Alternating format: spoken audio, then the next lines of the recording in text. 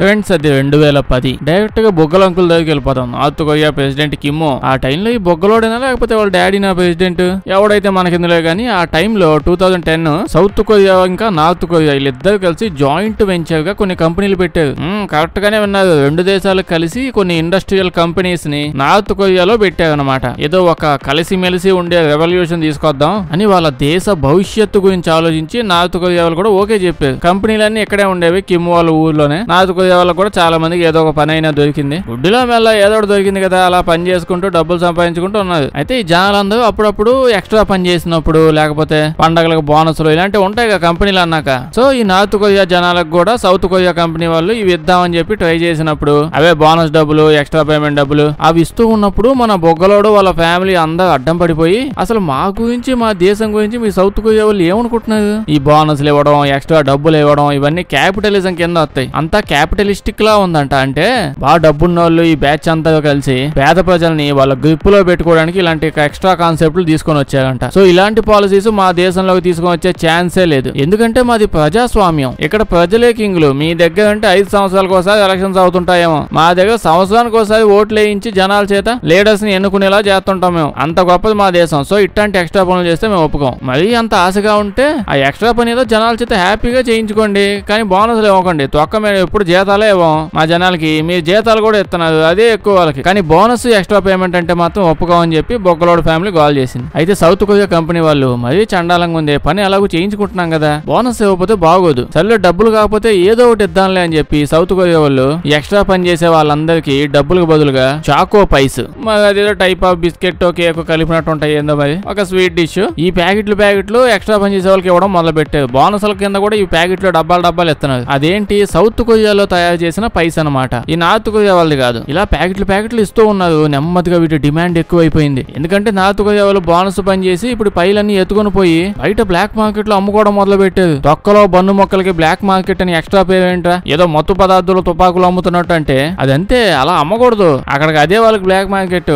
అందులో ఏమైనా ఇల్లీగల్ సామాన్లు కూడా ఏం లేవు, జస్ట్ పైలు అంతే. అంటే సౌత్ కొరియా వాళ్ళు అంత క్వాలిటీ పైసని వీళ్ళకి ఇస్తున్నారు తినండి అయ్యా అని. మరి వీళ్ళ దేశంలో ఏమో పైలు కాదు బిస్కెట్లు దొరకడమే కష్టం. బిస్కెట్ కావాలన్నా అంత మైదా పిండి పంచదార వేడి చేసేసి మానకూడదు, ఏ బిస్కెట్లు తినేయండి అంటారు. అయితే ఇంత ఎక్స్ట్రాడినరీ పైస్ ఇప్పుడు దొరికేటప్పటికి జనాలు కొంచెం డబ్బులైన ఎక్స్ట్రా సంపాదించుకునే వాళ్ళు ఇలాంటి వాళ్ళు ఉంటారు కదా, వీళ్ళు వీటిని బ్లాక్ మార్కెట్ లో కొనుక్కోవడం మొదలు పెట్టారు. అంటే బయట అమ్మాలి కదా, వీళ్ళ దగ్గర ఉంటాయి. ఈ ఎంప్లాయీస్ అందరూ ఇంకా ఎక్స్ట్రా పనులు చేసుకుని వీటిని ఎక్కువ డబ్బులు అమ్మడం మొదలు పెట్టారు. నెమ్మదిగా ఉండే కొద్దీ వాళ్ళ జీతాల కంటే ఈ ప్యాకెట్లు అమ్ముకుంటే ఎక్కువ డబ్బులు రావడం స్టార్ట్ అయ్యాయి. ఇంకా అందరూ నార్మల్ పనులు లేండి, ముందు మేము ఎక్స్ట్రా బోనస్ పని చేస్తాం, తర్వాత నార్మల్ పని చేస్తాం అనే రేంజ్కి వెళ్ళిపోయారు. కానీ లాస్ట్ కి ఏమైంది, ఇప్పుడు ఆ నార్త్ కొరియా బొగ్గలోడు వచ్చాడు కదా, వాడు వచ్చిన దగ్గర నుంచి ఏం చేశాడు, వాడు ప్రతిరోజు దీపావళి బాంబులు పేలుతాం లేదని టెస్ట్ చేస్తున్నట్టు అణుబాంబులు రకరకాల మోడల్స్ లో తయారు చేసి టెస్టులు చేయడం మొదలు పెట్టాడు. దాంతో ఇంకా సౌత్ కొరియా వాళ్ళు ఇట్లాంటి గబ్బు పనులు చేయడం ఆపాలనే కదా ఇప్పుడు ఈ కంపెనీలు ఇద్దరు కలిసి పనులు ఇవ్వడం ఇవన్నీ చేస్తుంది. మళ్ళీ ఏందా నువ్వు అణుబాంబులు కూడా మా దేశం దగ్గరికి వచ్చి టెస్ట్ చేస్తున్నావు అని కోపంతో వాళ్ళ వెంచర్స్ కంపెనీలు అన్ని లేపేసి వాళ్ళ ఊరికి వెళ్ళిపోయారు. ఇంకా దాంతో పైలు లేవు ఏం లేవు, మళ్ళీ మైదా పిండి. చాలా కొంచెం పైసే లాస్ట్ గా మిగిలాయి. ఇంకంతే ఆ మిగిలిపోయిన కొన్ని పైసని ఆ కొంతమంది గోల్డ్ రేట్ కి సమానంగా అన్నట్టు అమ్ముకుంటూ పోయారు. అయినా కొనుక్కునే వాళ్ళు ఉన్నారు, అంత దారుణంగా అడిక్ట్ అయిపోయారు వాటికి. అయితే కొన్ని రోజులకు మొత్తం అయిపోయాయి, ఇప్పుడు అస్సలు దొరకట్లేదు జనాలకి. ఒకసారి ఏమైంది, సౌత్ కొరియాలోని కొంతమంది యాక్టివిస్టులు, అంటే నార్త్ కొరియా దేశం బాగు కోసం పాటుపడే వాళ్ళు ఉంటారు సౌత్ కొరియాలో కూడా, వాళ్ళ పైలన్నింటినీ పెద్ద ప్యాకెట్లా తయారు చేసి హీలియం బలూన్స్ కి వాటికి అలా కట్టి నార్త్ కొరియాలో వదిలేసారు. అప్పుడైనా హ్యాపీగా తినండి అయ్యా, మీ బొగ్గలోడు ఏమైనా రోజు ఓట్స్ పాలు తింటున్నావు అనుకుంటున్నారా, వాడు ఇల్లీగల్ గా ఇవే తెప్పించుకొని తింటున్నారు, 2 బొగ్గలండి ఎప్పుడు అవే కుక్కుని ఉంటాడు, మీరు తినండి అని చెప్పి ఇచ్చేవాళ్ళు. పాపం బయట దేశాలలో తుపాకులు అణుబాంబులు అనుకుంటూ స్మగ్లింగ్ చేస్తుంటే వీళ్ళు బిస్కెట్లు చాక్లెట్ల దగ్గర స్మగ్లింగ్ దగ్గర ఆగిపోయారు. మీరేమంటారు కామెంట్స్ చెప్పండి. ఫ్రెండ్స్, మీకు స్వయంవరం కాన్సెప్ట్ తెలుసు కదా, అదే ఒక అమ్మాయి అలా కూర్చొని ఉంటుంది, అమ్మాయిని పెళ్లి చేసుకుంటామని చెప్పి పోటీ పడి మీద చాలా మంది వస్తారు. పోటీలో ఎవరు గెలిస్తే ఆ అమ్మాయి వాళ్ళని పెళ్లి చేసేసుకుంటుంది. చాలా సినిమాల్లో చూసుంటారు. అయితే ఈ స్వయంవరాలన్నీ ఎప్పుడు అమ్మాయిలకే చూస్తుంటాం మనం, అబ్బాయిలు గుంపులుగా వస్తారు. అయితే ఒక అబ్బాయి కోసం అమ్మాయిలు గుంపులుగా స్వయంవరానికి వస్తే అట్టుంటది. ఇలా జరిగింది. ఒరిజినల్ గా అయితే అది ఒక టీవీ షో లేండి, reality TV show, మ్యారింగ్ multi millionaire అని చెప్పి ఒక షో ఉంది. ఏం లేదు, ఎట్టంటే ఆల్మోస్ట్ చాలా మంది అమ్మాయిలు వస్తారు, అంతా మోడల్సే. అక్కడ ఏదో మిస్ వరల్డ్ కాంపిటీషన్ జరుగుతుంది అన్నట్టు పెద్ద పెద్ద కాంపిటీషన్ జరుగుతూ ఉంటది. గెలిచిన వాళ్ళకి ఏమవుతుంది, నెత్తి మీద కిరీటం పెడతాది. అలా కాదు, గెలిచిన వాళ్ళు అక్కడ ఆల్రెడీ ఒక మల్టీ మిలియనీర్ వచ్చి కూర్చో ఉంటాడు. అంతమంది అమ్మాయిలు ఎవరు గెలిస్తే డైరెక్ట్ వెళ్ళిపోయి ఆ అమ్మాయిని ఆ మల్టీ మిలియనీర్ కి ఇచ్చి పెళ్లి చేసేస్తారు. ఇలా ఒక టీవీ షో పెట్టారు. పెళ్లి అంటే ఒరిజినల్ గానే పెళ్లి, ఉత్తిత్తి పెళ్లి అంటే ఎవడు చూస్తాడు ఒరిజినల్ కాదని. ఫస్ట్ ఎపిసోడ్ స్టార్ట్ అయింది. చాలా మంది అమ్మాయిలు మోడల్స్ కాంపిటీషన్ లో పార్టిసిపేట్ చేయడానికి వచ్చారు.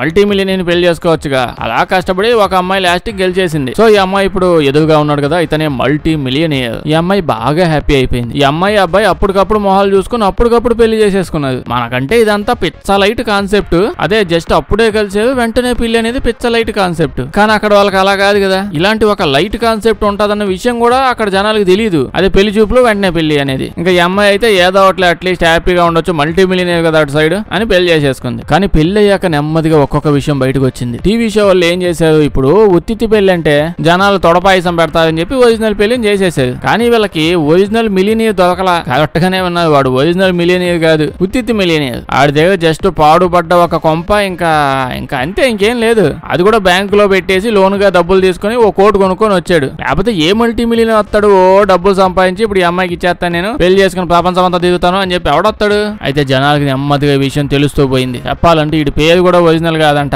ఒరిజినల్ గా వీడు ఒక కమెడియన్ అంట. కమెడియన్ అంటే సినిమాల్లో చేసాయని కాదు, స్టేజ్ షోలు అలా చేస్తూ ఉంటాడు. అయితే ఇతనికి ఎప్పుడు అవకాశం రాకపోవడం వల్ల ఇప్పుడు దాకా స్టేజ్ కూడా ఎక్కలేదులేండి. ఏదో స్టేజ్ ఎక్కిస్తాం అమ్మ అనేసరికి కోట్ వేసుకొని వచ్చాడు. అయితే పెళ్లి అమ్మాయికి ఏమో జరిగిపోయింది. ఈ అమ్మాయి ఇంకా హనీమూన్కి వెళ్దామంటే ఈడేమో వాడి ఇంటి వెనకాల ఉన్న చెరువు దగ్గరికి ఎత్తబోయాడు. ఈ అమ్మాయి వెంటనే అందరి మీద కేసు వేసింది. కానీ టర్మ్స్ అండ్ కండిషన్ ప్రకారం ఎవరి మీద కేసు వేయలేదు. అయితే దీని మొత్తం మీద ఒక్క ఒరిజినల్ విషయం ఏంటంటే ఆ ఉంగరం వల్ల ఎంగేజ్మెంట్ లాగా జరిగినప్పుడు ఉంగరం వేశారు, అది ఒకటే ఒరిజినల్. ఇంకా అమ్మాయి వాడికి డైవర్స్ ఇచ్చేసి ఉంగరం అమ్ముకొని ఆ డబ్బులైనా దొరికాయని వెళ్ళిపోయింది. ఇప్పుడు దాకా మళ్ళీ ఆ టీవీ ప్రోగ్రామ్ ఇంకో షో జరగల. ఫ్రెండ్స్, ఇప్పుడు జనాలు ఎక్కువగా ఏం చూస్తున్నారు? జనాలు అంటే ఇంకా ఎవరు మీరేనండి. అందరూ ఏం చూస్తున్నాం, పెద్ద పెద్దగా ఏం నచ్చట్లేదు కదా, ప్రతి ఒక్కరు షార్ట్లే. అప్పుడప్పుడు ఇన్స్టాగ్రామ్ ఆన్ చేసి అసలు ఆ షార్ట్స్ రీల్స్ ఎందుకు చూస్తున్నాం ఆలోచించండి. కన్ఫర్మ్ అనిపిస్తుంది అసలు ఏం చూస్తున్నాం, ఇందాకంటే ఏదో సోది చెత్త వస్తూనే ఉంది, ఎందుకు చూస్తున్నాం అని చెప్పి డౌట్ వచ్చింది మీకే. సో పరిస్థితులు అయినప్పుడు డబ్బులు సంపాదించుకోవాలి కదా. అదే పెద్ద పెద్ద కంపెనీ వాళ్ళు, చైనా కూడా ఆల్రెడీ చాలా గట్టిగా మొదలు పెట్టాడు. వాళ్ళ సైడ్ ఎక్కువగా ఎప్పుడు చూస్తే ఫ్యాంటసీలు, డ్రామాలు, వాళ్ళ గౌన్లు, డ్రామా డ్రెస్సులు అన్ని ఉండి ఈ టైప్ వెబ్ సిరీస్ సినిమాలు వస్తాయి కదా. ఇప్పుడు ఆల్మోస్ట్ పెద్ద పెద్ద కంపెనీలు అందరూ కలిసి కోట్లు ఇన్వెస్ట్ చేసి పెద్ద సినిమాలు కాదు, చిన్న చిన్న సినిమాలు, షార్ట్ డ్రామాస్ మొదలు పెట్టారు. సో పెద్ద పెద్దవన్నీ ఆపేసి ప్రజెంట్ ఒక్క నిమిషం మహా అయితే 2 నిమిషాలు ఫేమస్ అవుతున్నవి మాత్రం 30 సెకండ్లు, 40 సెకండ్లు, 50 సెకండ్లు, ఇవి ఎక్కువ ఫేమస్. అంత టైంలో ఏం చేస్తాను అనుకుంటున్నారు, మొత్తం డ్రామాలు, వెబ్ సిరీస్లు, సినిమా మొత్తం ఇందులోనే దింపేస్తాను. అంత టైంలోనే బేసిక్ గా 40-50 నిమిషాలు అంత పెద్ద వచ్చేవి కదా. ఆల్మోస్ట్ అంతకంటే 40-50 సెకండ్లో తీస్తున్నాడు. ఎవడన్నా షార్ట్ ఓపెన్ చేస్తే ఫస్ట్ 3 సెకండ్స్ లోనే ఏదో జరిగిపోయింది అని ఆడియన్స్ ని అక్కడ ఆపేయాలి. ఎందుకో మీకు తెలిసిందే, ఒక్క సెకండ్ లోనే తేల్చేస్తాం మనం ఇప్పుడు ఈ షార్ట్ ని చూడాలా వద్దా, మన అమూల్యమైన టైం ని ఈ బుడ్డ షార్ట్ కి ఇవ్వాలా వద్దా, అది వెంటనే తేల్చేస్తాం. కాబట్టి అంత టైంలోనే ఇంపల్స్ కూడా చేసేయాలి వీళ్ళు. ఒకవేళ ఇంపల్స్ అయ్యి సర్లే ఎవడో కష్టపడుతున్నాడు ఇంకో 4 సెకండ్లు ఇస్తే ఆ మిగతా టైంలో జనాల్ని హుక్ చేసేయాలి. ప్రజెంట్ అయితే చైనాలో పిచ్చి లెగిసిపోతుంది, చాలా పెద్ద ట్రెండ్ వచ్చేసింది. చాలా మంది మెయిన్ యాక్టర్స్ ని తీసుకొచ్చి ఇందులో యాక్ట్ చేయిస్తున్నారు. ప్రజెంట్ వరల్డ్ వైజ్ గా హైయెస్ట్ వ్యూస్ అన్ని వీళ్ళు తీస్తున్న ఈ షార్ట్స్ గా ఉన్నాయి తెలుసా. వాళ్ళ యాప్ లో వెబ్సైట్ లో ఉంటాయి, అందులోకి వెళ్ళి చూడండి. ఎపిసోడ్ 1, ఎపిసోడ్ 2 అని ఉంటది. కానీ అవన్నీ పెద్ద పెద్ద కాదు, షార్ట్స్ 40-50 సెకండ్లు. ఇంకా ఈ గంజి బ్యాచ్ మొత్తం తెలిసిందే కదా, బీభత్సమైన లో అటెన్షన్ స్పాన్ ఉంది. వాళ్ళకి ఎక్కువగా అట్రాక్ట్ కూడా చేస్తున్నారు. పెద్ద పెద్ద కంపెనీలు కూడా అంతే, ఇప్పుడు బిలియన్స్ ఆఫ్ బిలియన్ డాలర్స్ సంపాదించుకుంటున్నారు వీటితో. మీరేమంటారు దీని గురించి కామెంట్ లో చెప్పండి. సర్లేండి, అయితే ఎలాగో ఫ్యూచర్ అది ఇది మాట్లాడుకున్నాం కదా, అదే పనిలో ఏఐ మీద లుక్ వేసేద్దాం అనిపించొచ్చు మీకు. ఏం ఏఐరా, ఏంది వాళ్ళు అందరూ ఇదే చెప్పి చంపుతున్నారు కదా అంటే తప్పు లేదండి.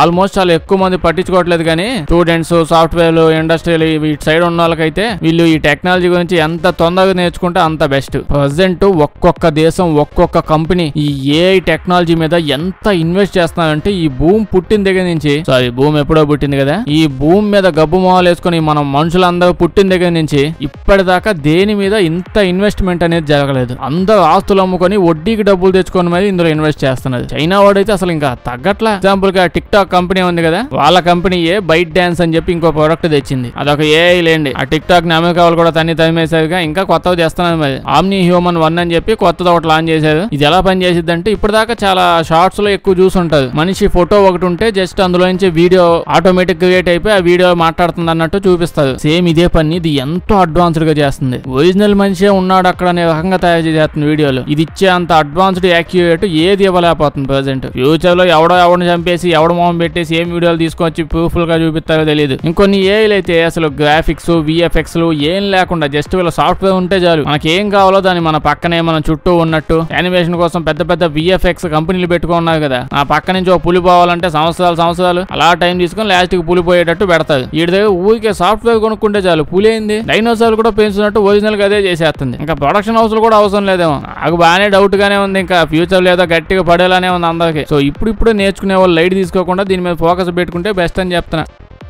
సర్లేండి, హితబోధ కంప్లీట్ అయిపోయి నార్మల్ ఫ్యాక్టరీలోకి వచ్చేద్దాం. ఇప్పుడు బేసిక్ గా మాట్లాడుకుందాం. చూడండి, డిమార్ట్ లో తెగ తిప్పుంటాం కదా దీన్ని పట్టుకొని. ఎప్పుడైనా మీకు డౌట్ వచ్చిందా దీన్ని ఎవడగా కనిపెట్టిందని? అది తెలుసుకొని మనం పీక్ అయితే ఏం లేదు కాబట్టి ఎలాగో డౌట్ వచ్చుండదు. అయినా నేను చెప్తాను, 1937 సంవత్సరంలో గోల్డ్ మ్యాన్ అని చెప్పి గోల్డ్ అమ్మేన్ కాకుండా కిరాణా సామాన్లు అమ్ముకునే ఒక ఆయన ఉన్నాడు. పప్పు ఉప్పు పచ్చడి ఇవన్నీ బాగా అమ్ముతారు, చాలా పెద్ద పెద్ద స్టోర్స్ లో అమ్ముతుంటాడులేండి. మొత్తం దేశం మొత్తం ఇతను స్టోర్లు పెట్టుకుని ఉన్నాయి, జనాలు కూడా బాగా వచ్చేవాళ్ళు. అయితే అతను ఎప్పుడు రోజంతా ఇంట్లో పడుకొని సాయంత్రం డబ్బులు లెక్క కొట్టుకోవడానికి షాపులకు వచ్చేవాడు. ఒకరోజు అయితే ఎందుకో పొద్దున్నే వచ్చాడు. వచ్చి అలా కూర్చొని చూస్తూ ఉన్నాడు. చూస్తే జనాలకి ఇంకా చాలా కొనాలి, ఏవేవో వస్తువులు కావాలి, ఇలా ఉంది కానీ ఏం కొనలేకపోతున్నారు. ఎందుకంటే మొయ్యలేకపోతున్నారు. ముందుగా అయితే ఓ బొట్టు ఇచ్చేవాళ్ళు, ఆ బొట్టలో సామాన్లు నింపుకునే వాళ్ళు. సగం మంది ఏమో దాన్ని మొయ్యలేకపోతున్నారు, సగం మందికి అదేమో వెంటనే నిండిపోతుంది. ఇంకో బుట్ట పట్టుకొని తేగలేకపోతున్నారు. అల్లే కొన్ని రోజులాగా మళ్ళీ మూడొత్తే వద్దాలని వెళ్ళిపోతున్నారు. అప్పుడే అతనికి ఈ బుట్టలకు కానీ సక్కలు పెట్టేస్తే వాళ్ళు ఈజీగా నెట్టుకుని పోతారు కదా అని ఐడియా వచ్చింది. మంచి ఐడియానే, జనాలు కూడా హ్యాపీగా ఫీల్ అయ్యి కొనుక్కుంటారని ఆ ప్రొడక్ట్ తీసుకొచ్చారు. కానీ జనాలు అయితే ఫస్ట్ టైం దాన్ని చూసి పిచ్చిగా నవ్వుకున్నారు. మేము ఏమైనా పిల్లల్ని కిడ్నాప్ చేసి తీసుకుని వెళ్ళిపోవడానికి వచ్చామా ఏంది అంటే, చిన్న పిల్లల్ని తీసుకొని పోయేది ఉంటది కదా, అది బాగా ఫేమస్. అప్పటికే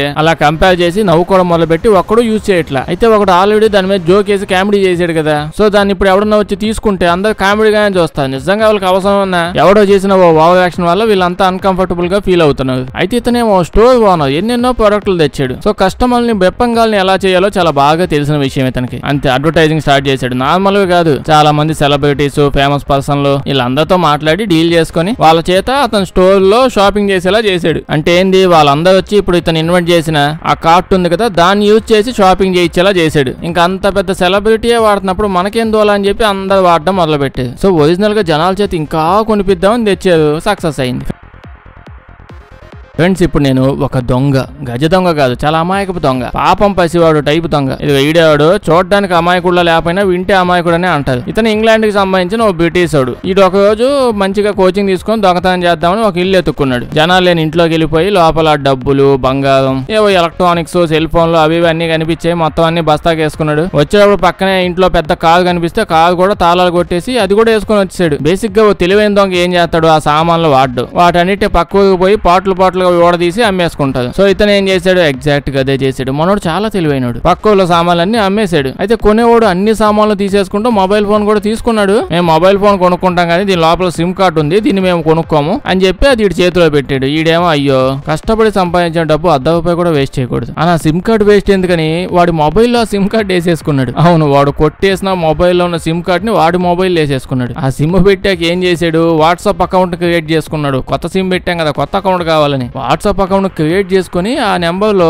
డీపీ పెట్టాలిగా మంచి సెల్ఫీ ఫోటో ఒకటి తీసుకొని దాన్ని డీపీగా పెట్టాడు. అంతే, ఎవడు ఫోన్ కొట్టేశాడో వాళ్ళ కాంటాక్ట్స్ ఉంటారుగా అందరికి వెళ్ళిపోయింది అదే ఈ డీపీ. వాళ్ళ ఫ్రెండ్స్ అందరూ చూసి మొన్న చూసినప్పుడు చికెన్ గున్యా వచ్చిన బొంత కప్పలా ఉన్నాడు, ఇప్పుడు ఏంది కండలేసుకున్నట్టున్నాడు అని అబ్జర్వ్ చేస్తే వాడు కాదని అర్థమైంది. వీడు ఫోన్ ఎవడో కొట్టేశాడని చెప్పి వెంటనే పోలీసులకు ఇన్ఫార్మ్ చేసేది. ఆ కాంటాక్ట్స్ ఉన్న ఫ్రెండ్స్, ఫ్యామిలీ వాళ్ళు అందరూ ఇచ్చేసేది. పొద్దున కంప్లైంట్ ఇవ్వగానే సాయంత్రానికి ఈయన పట్టేసుకున్నది. మరి సిమ్ కార్డు ఆన్ చేసి మరి వాడుతున్నాడు, పట్టుకోలేంది. వాడికి 5-6 సంవత్సరాలు జైలు శిక్ష పడింది. కానీ అప్పుడు ఏమైంది, చెప్పాను ఇక్కడ చాలా అమాయకుడని. వాడు కోపంతో తగిలిపోయి పోలీసుల్ని ఓ బస్తా నిండా పేపర్లు, పెన్నులు అడిగి అది తీసుకొని ఓ లెటర్ రాశాడు. మొత్తం పేపర్ల మీద పేపర్లు గీకాడు. ఏంటి, ఒక లెటర్ లాగా తయారు చేసి దాన్ని పంపించాడు. ఎవరికి, ఎవడింట్లో అయితే సామాన్లు కొట్టేశాడో వాడింటి వనకు పంపించాడు. సింపుల్ మ్యాటర్, నువ్వు నన్ను చాలా తక్కువ అంచనా వేసావు, నేను రాక్షసుల్లా అంటుంది. రివెంజ్ మామూలుగా ఉండదు, ఇంకో 6 నెలల్లో నేను బయటకు వస్తాను, నీకు ఉంటదాగని చెప్పి ధమ్కి ఇస్తూ ఆ లెటర్ పంపించాడు. దాంతో ఈ పని చేసినందుకు వాడికి 4 సంవత్సరాల పాటు ఎక్స్టెండ్ చేసేది వాడి జైలు శిక్ష. పాపం ఇంటి ఓనర్ కంప్లైంట్ కూడా ఇవ్వాల, ఆడు సైలెంట్ గా ఉన్నాడు. వాళ్ళ ఫ్రెండ్స్, ఫ్యామిలీ వాళ్ళు చూసి వీడి మీద కేసు వేసారు. ఆ వాట్సాప్ అకౌంట్ వల్ల వీడు అరెస్ట్ అయిపోయాడు. అప్పటికి కూడా మళ్ళీ రిలీజ్ అవుతున్న టయానికి ఇంకో 4 సంవత్సరాలు ఎక్స్టెండ్ చేసుకున్నాడు. పాపం ఎట్ట బతుకుతాడో ఏందో బయటకు వచ్చాక. నచ్చుంటే లైక్ చేయడం మర్చిపోకండి. ఇలాంటి వీడియోస్ ఇంకా కావాలంటే మా ఛానల్ చెక్ చేసి చూడండి, అలాగే సబ్స్క్రైబ్ చేసేయండి.